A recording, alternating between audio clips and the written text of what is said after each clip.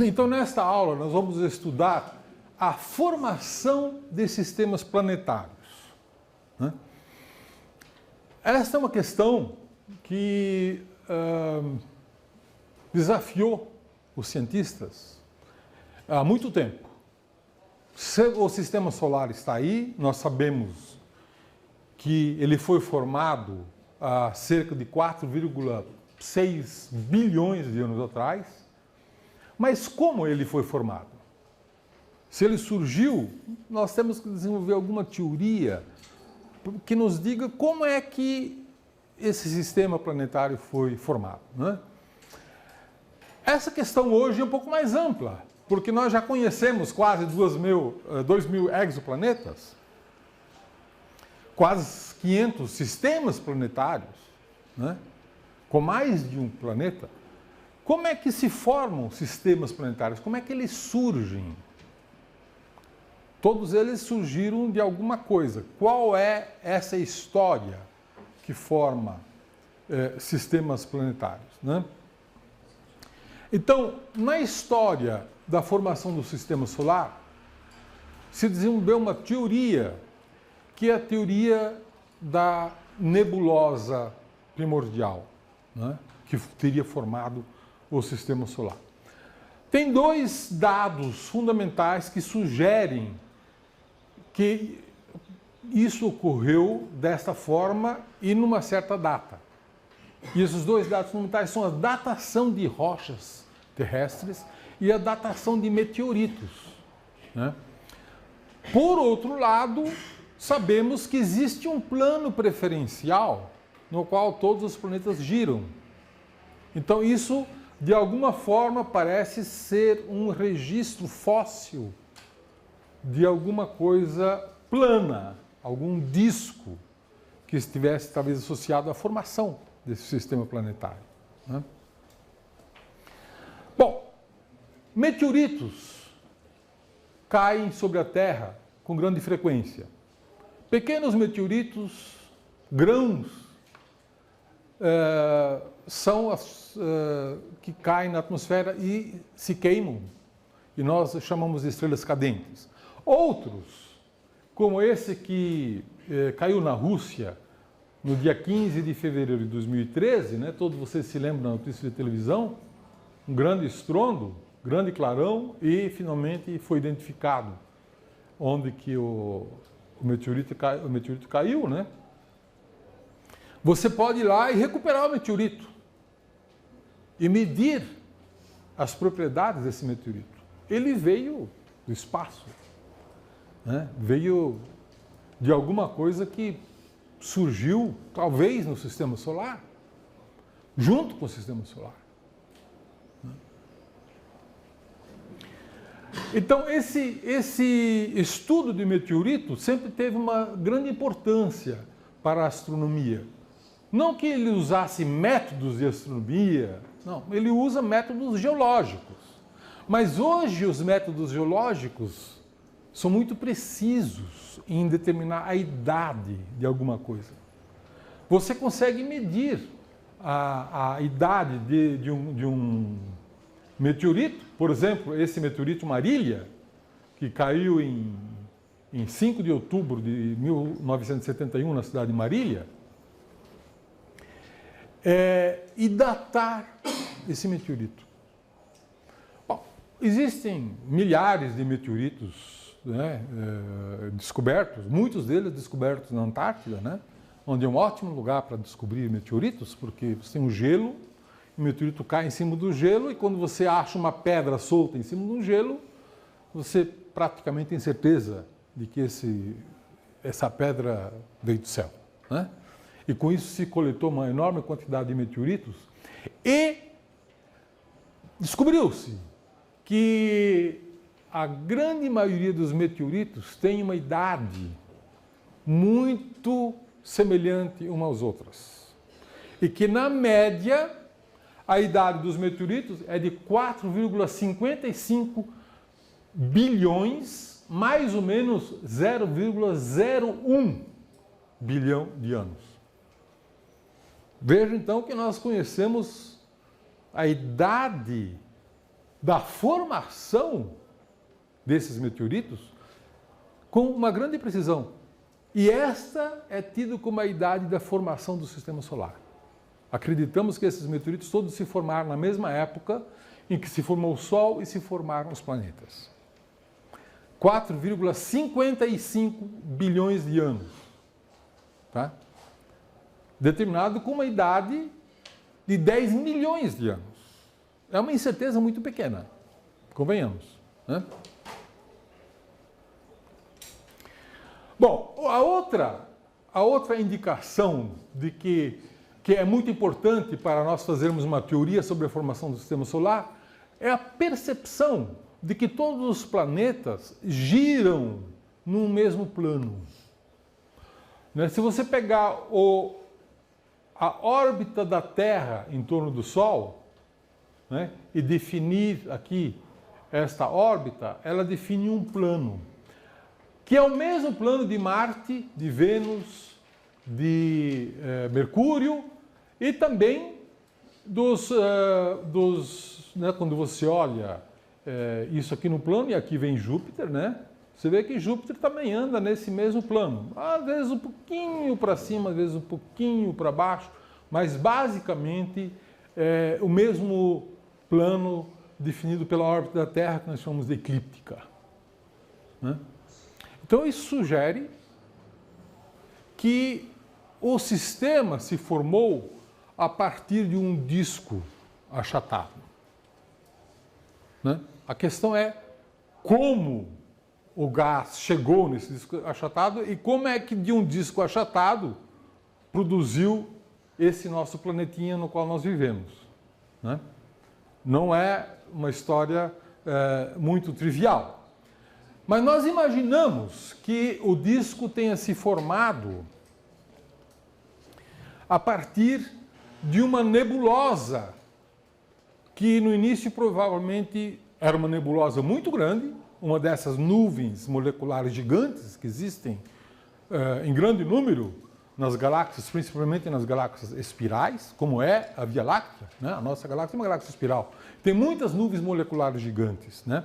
Essas nuvens se contraem porque tem muita massa e, portanto, muita gravidade. Então, elas acabam se contraindo por autogravidade.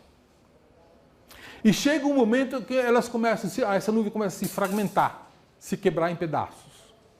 Né? E cada um desses fragmentos acaba formando uma estrela e o seu respectivo sistema planetário. Então o Sol deve ter sido formado a partir de um desses fragmentos, que inicialmente deve ter sido aproximadamente esférico, mas uma esfera girando lentamente. Né? É muito difícil alguma coisa ter velocidade angular zero exatamente. Se ela gira, ela tem o que nós chamamos de momento angular. Né? O momento angular é uma medida do quanto que um corpo gira, roda. Né? E esse momento angular ele se conserva. É uma lei da física. O momento angular de um sistema fechado sempre se conserva. Né? Então, como é que essa nuvem pôde colapsar? Ela colapsou conservando o momento angular e procurando um estado de energia mínima, que é um outro princípio da física, que os sistemas tendem a ocupar um estado de energia mínima. Né? Um colapso radial, claro, leva para um estado de mínima energia, mas ele não conserva um momento angular. Né? A maneira mais fácil de você conservar o momento angular e ir para um estado de energia mínima é formando um disco. Esse disco continua girando, mantendo o momento angular, mas ele vai para um estado de energia mínima, acumulando gás na superfície desse disco. Tá certo? Essa é a maneira com que uma nuvem esférica, inicialmente esférica de gás, girando, vai evoluir, formando um disco. E desse disco deve se formar, então, uma concentração no centro, né, que acaba virando o Sol ou uma estrela central de um sistema planetário. E o que sobra do disco é que formou os planetas. Né? Como é que se formaram os planetas? Os planetas, nós imaginamos que não tenham sido formados por colapso análogo ao colapso da nuvem, né, da estrela. Não tem sido formado por colapso, e sim crescido a partir de partículas pequenas.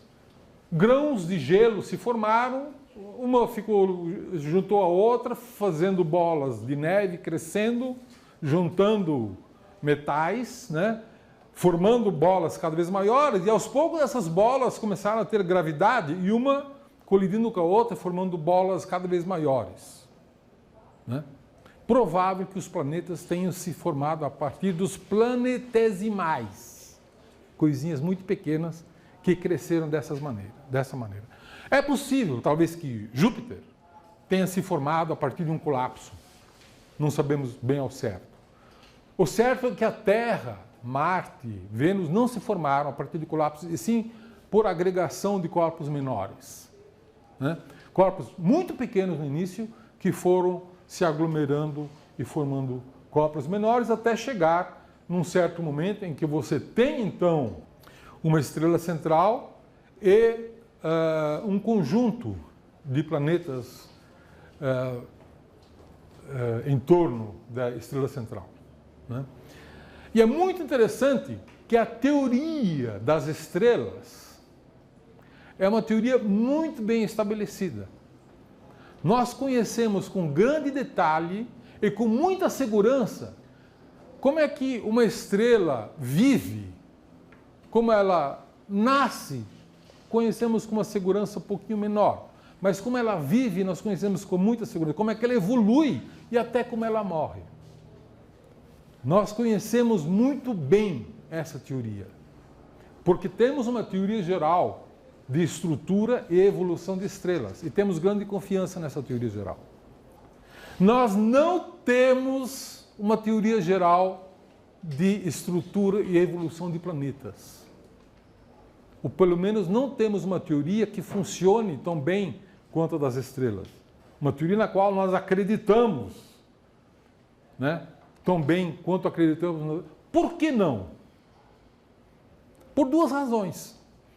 Primeiro, porque tratar um gás perfeito, como é o gás do centro de uma estrela, é um gás ionizado que se comporta como um gás perfeito, que é facilmente tratável pelas equações da física dos gases.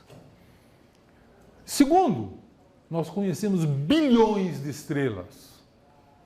E até recentemente conhecíamos apenas 8 planetas. 4 terrestres, que são rochosos, e 4 gasosos.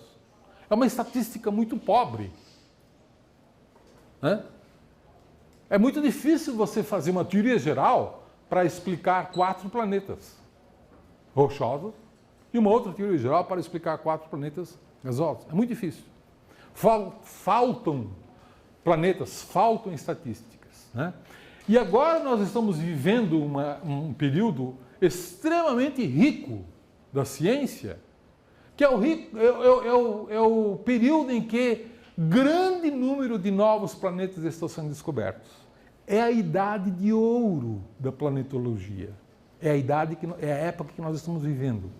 Esta é a idade de ouro da planetologia. Né?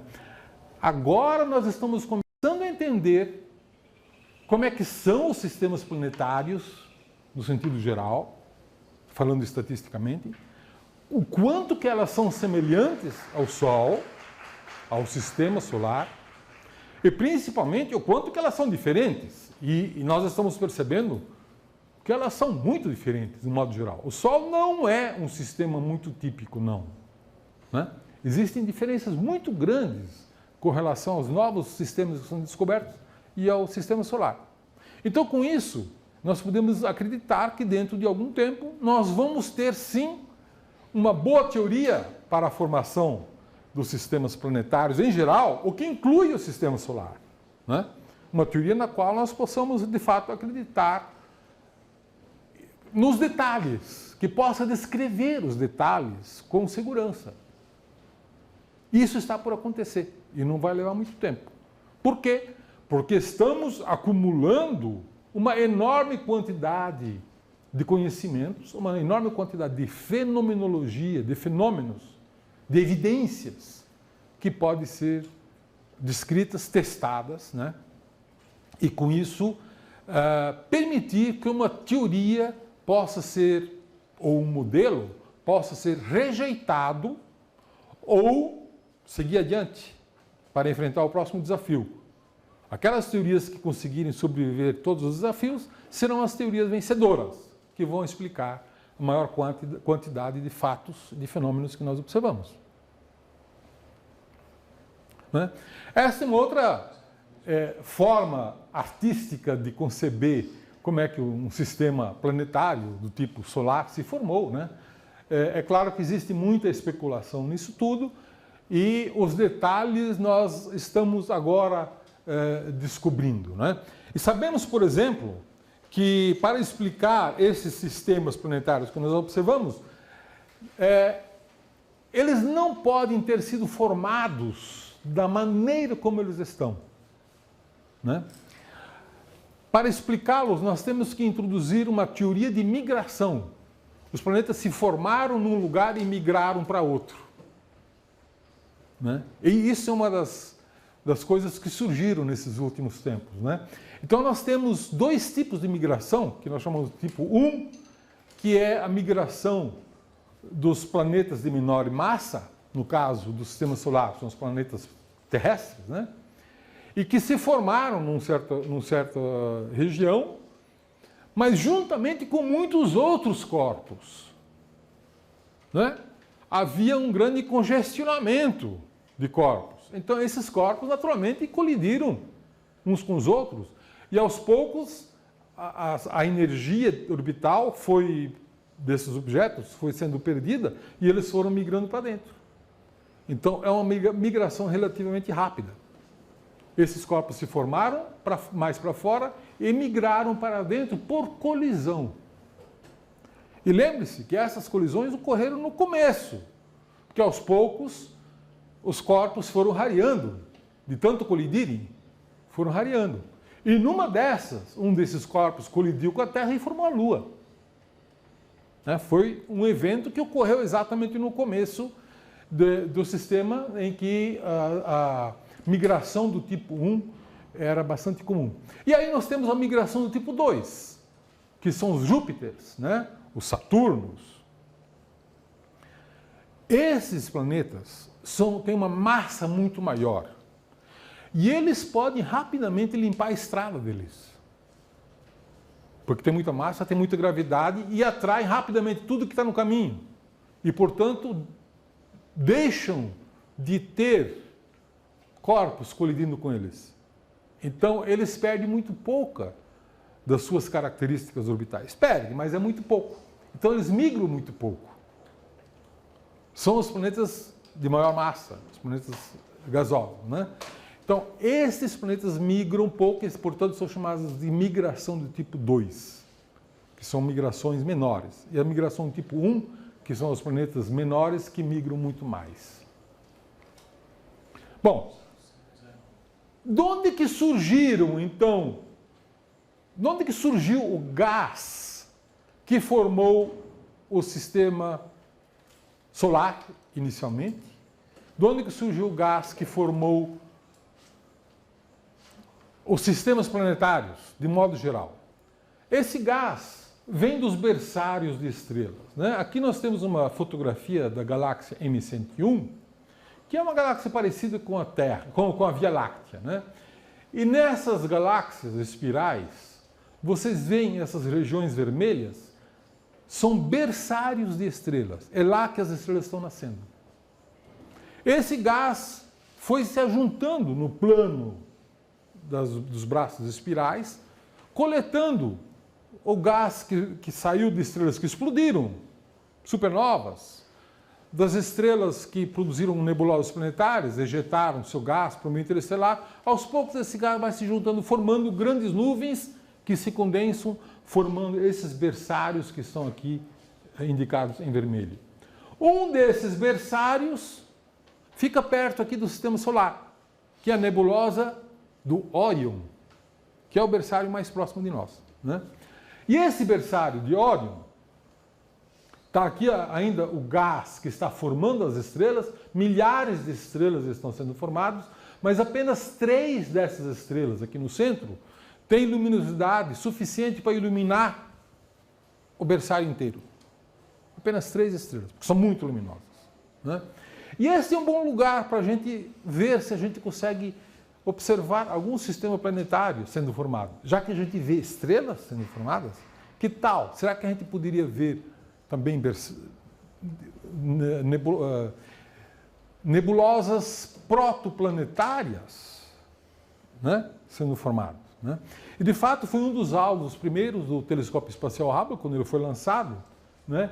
E viu-se que em vários lugares dessa nebulosa de Órion tem estrelas em formação com um invólucro em torno, né? Estrelas, vejam, 1, 2, 3, 4, e aqui tem uma nuvenzinha escura. Esses objetos aqui são todas estrelas que estão nascendo, são, portanto, protoestrelas. E o que sugere essa imagem é muito interessante.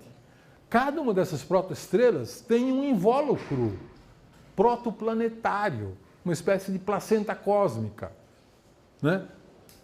Parece até que as estrelas não conseguem nascer sem formar esse disco protoplanetário. Parece que ele faz parte do processo de formação de uma estrela, né?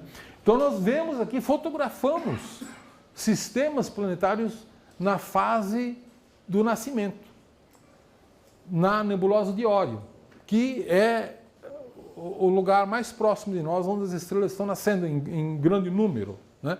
E, portanto, os planetas estão nascendo lá também em grande número, né? Aqui temos outras imagens de sistemas protoplanetários também tirados da nebulosa de Órion, e vocês veem que tem formatos de brilhos e poeira, né, que ofusca, na verdade, muitas vezes, né, diferentes. Nesta imagem aqui, nós podemos ver uma estrela sendo formada em torno de uma nebulosa escura, mais ou menos o mesmo tamanho que o Sistema Solar.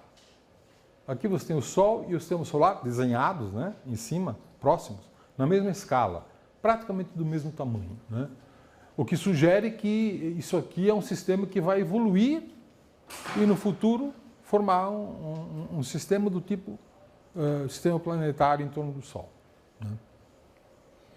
E aqui uma outra nebulosa um pouco mais distante, que eu estou mostrando só porque é bonita, mas onde também estão sendo formadas estrelas e certamente estão sendo formados planetas.